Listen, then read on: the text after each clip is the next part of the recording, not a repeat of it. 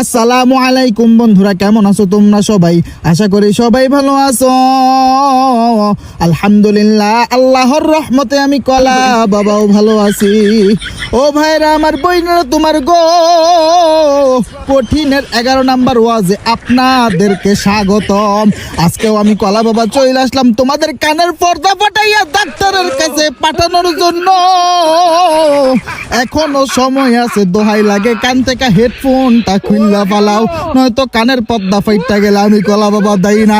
এইখানে একটা আছে গা গা গা বিজন জাতাকে একটু মুভমেন্ট দেই, আবার বিজন জাতা দিয়া আকাশ ভরে তারা উনা লা লা লা লা কইরা দিলাম। বাজার রে আমার, আমি কলা বাবা প্রথমে নাইমেই বিজন দিয়া কিল কইরা ফালাইলাম। কত আগে যে আমি কলা বাবা বিজন জাতা দিতাম, আজ কয়েকশো বছর হইয়া গেল আমি কলা বাবা বিজন জাতা দেই না। বাজার নে আমার সামনে নেমে আছে। ও বাপরে, আমি আসলে হারে ক্লিয়ার করতে যাই, আমার টিমমেটটা নিজেই ক্লিয়ার হইয়া গেছে। এনিমি তো ক্লিয়ার হইছে সাথে আমার টিমমেটও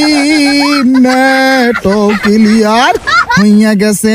বাজান রে আবার আমি কলা বাবা দৌড়াইয়া সামনে আইসা এইখানে একটা আগুনের গোল্লা মাইরা দিলাম।